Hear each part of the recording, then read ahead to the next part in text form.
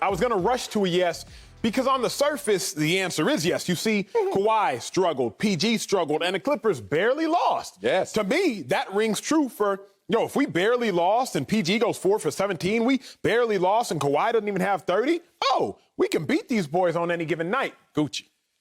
But then I said I'm not encouraged, and I'm not encouraged for this reason, which is stronger than the reason in which I want to say yes.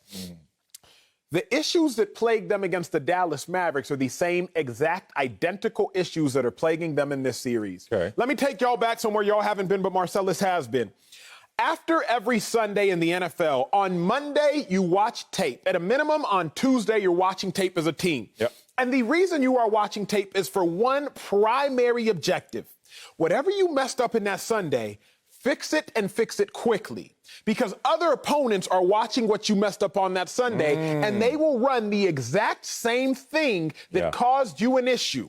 So if you messed up on Sunday trying to stop an empty formation, then all you will see the following Sunday is empty formations. Until you prove that you can stop it. Say it. That's until you prove you can stop it, they're going to smell blood in the water. Why am I bringing this up in regards to the Clippers? Because the Clippers did not go back and watch film study from what they messed up against the Mavericks.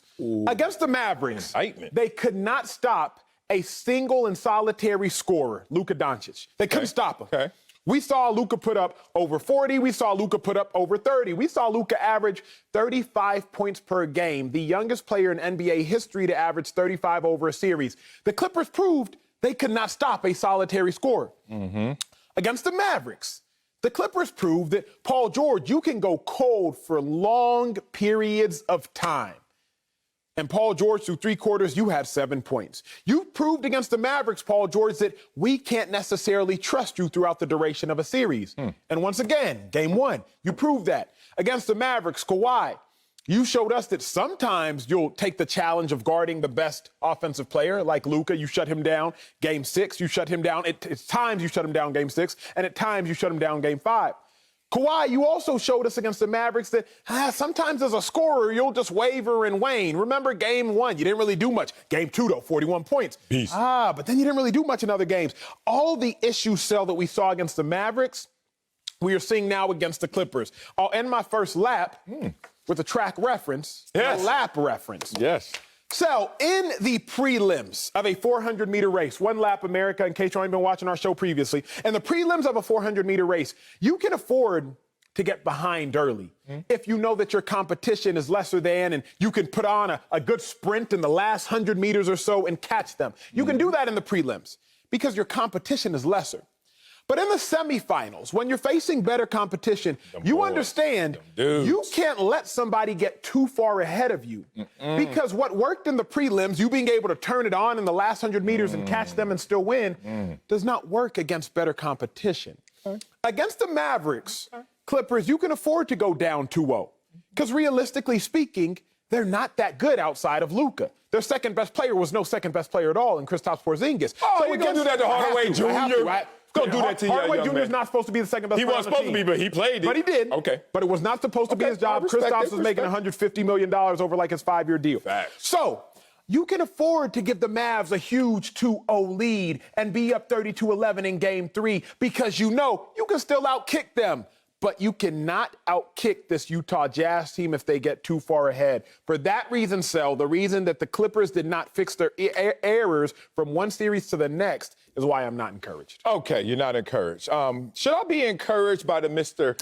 Emerging Emmy Award-winning Emmanuel Acho in this new look? Because this is a couple of days in a row with the no tie, the whole Miami. What we doing? Just let me know. So, I ain't got the chest hairs out, though, at least. So that's a new look. I just want to make sure before we get into some deep diving right here. Woo, I got some pushbacks on you. First of all, am I encouraged by the Clippers despite the game 1 loss? Actually, I am.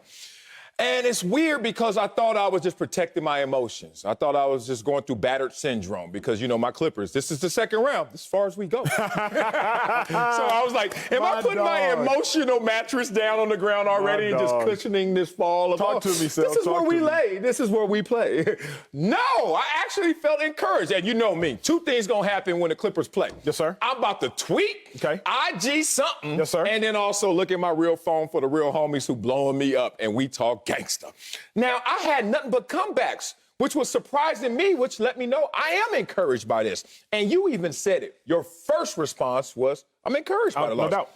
Now, I always tell you this, and I'm going to have to tell those viewers out there the same thing. To understand what response is the truest response that you have to trust the first response. That's why they say trust your gut, your intuition. And I always tell you this, the neurological response is 6 million times faster, scientists have proven, in intuition than cognitive reasoning. Okay. Basically, if you feel something, trust that, brother. But nah, you're going to be, I don't know what's that. No one's outside. No one's in the back. I turned off the lights. I like. Go back there and find out what's back there. Talk to me. You should trust yourself. You should have trusted your first layer of this. You should have trusted the fact that you were encouraged. I tell you why. Spider ain't outscoring Kawhi and PG again in this series. Book it, Dano. Book it. No push-ups. But the point is, he ain't going to play like that. And if he does, we're going to play better. So it's not about wishing bad and ill on Spider. Of course. It's just like, oh, that ain't happening again. Sir. So that's part one.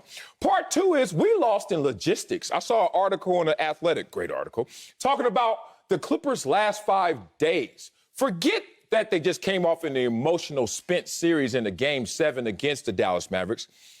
Remind yourself that they were down 3-2. And what it took for them, as you said, in that prelim, to actually run the second half of that 400 a little harder than they desired. So they were spent.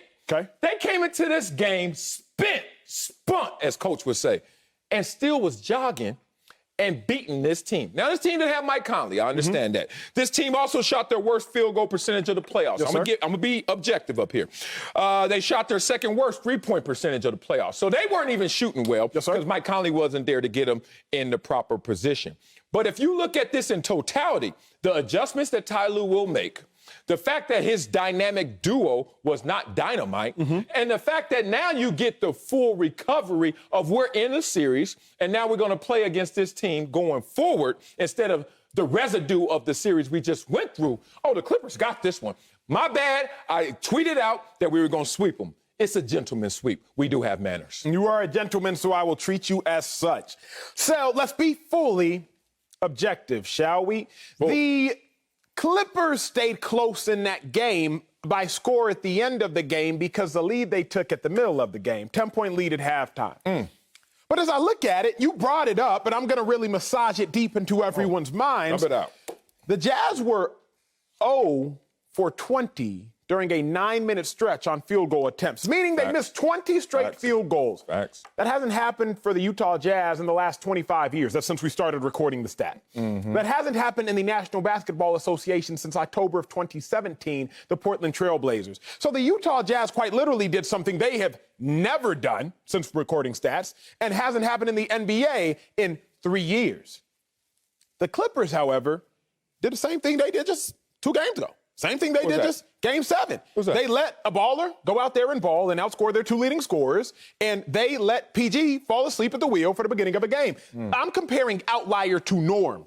What we saw yesterday for the Jazz was an outlier. What we saw yesterday for the Clippers was the norm, and the Jazz still won the game. See, we talked about the fact that, Spidey's not going to outscore in PG and Kawhi again, or is he?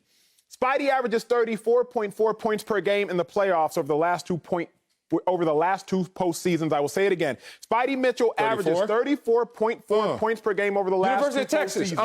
45, 34 last night, 45, 34 average. Oh, regression. Sounds like it. I will simply say that 34.4 points per game is better than what? Everybody. Everybody? Yeah. Spidey but he ain't going to be better than a duo. The Wonder Twins going to activate. Don't do that. I got this. I got this for later in the show, but we might have to go here. You want to do the averages? 24 last series? Here's where we're going to go. Here's where we're going to go. We average more than him. The Clippers are a duo by name alone, not by performance. 24 average? They are a duo. That's more than LeBron did last series. Okay, All-Star has 2 words in it. All and star. At all times, you should be a star. Paul George is a some star because sometimes he is a star. So y'all don't have a dynamic duo. Y'all have a singular duo. What is AD and LeBron? Some star. AD was hurt. Hold on, that counts. What's the greatest ability according to you? Availability. Okay, with some star. To you, what about LeBron? PG averaged more in his series than LeBron did. No, sir. Whoa, I'm saving y'all because we got this later in the show. And I'm not going to crush PG right now. I'm not going to crush PG right now. But I'm going to say this. What? 4 for 17, PG. You're PG. Yeah. Playoff P. Yeah. 4 for 17. Yeah. And he had 13 of his 20 in the fourth quarter. That's clutch. That is clutch. That boy clutch. But you can't sit here and try to sprint at the end of the game when you are far too. Sal, you know this. Oh, here you go. I got him on his fifth take. You're on your fifth take right now. And all them takes is fine. They are, but did you run anchor, I would assume, for your 4x4s? Depends on where they wanted to lead, homie. If they wanted to start off fast, I was first. If they wanted to come back, it was last. My dog probably ran anchor, usually in 4x4s. You typically save your fastest person for the anchor leg. Standard issue. Typically, standard issue. Yeah. But here's the interesting thing. I remember Marcellus Wiley back when he had hair at 12 years old. He's running that anchor leg. And if you run that anchor leg, he's looking back and he's waiting for the baton and he's telling his runner. Give me that thing. Come on. He's doing like this. Bring it in. What y'all don't know about Marcellus Wiley, which would have had a high top at 12 years old back in the 1950s. Curly top. Yeah. What y'all don't know is this. Big Daddy Kane. Before the race, Marcellus Wiley told this to his 3 teammates. He said, hey, just make sure you get me the baton close enough to make up the ground. That's what Sel told his teammates. I was there. That's what he said. Here's the problem, Sel. What? PG run an anchor leg. The gap is too far. So even if he gets his 13 points in the fourth quarter, it's still not enough because his teammates, him included, because he's a part of that, unlike track, but his teammates are letting that divide be too big. So Marcellus is doing this to his teammate. Hey, come on, you got this. I'm going to run this anchor. I'm going to run this anchor. I'm going to run this anchor. But even when you grab the baton, you take off and you start running, the gap is too far to close. For that reason, I'm not encouraged by your clips, bro. Time out, man. That was a great example. It doesn't apply neatly to this. Not fully. Because look, we had to leave. But you liked it. Fire. Just use it in the C block. Like, use it right now. Like, wait a minute. We had a 13-point lead. PG ain't saying nothing. It almost felt like before that, at halftime, he was like, oh, I might not have to run today. Like, my third leg just going to run 2 laps. I don't know what's going to happen. We had a 13-point lead, but I respect what you said. But I don't respect that you took a little shot at Ty Lue, and I felt it. And now Ty Lue may not feel it, but I felt it.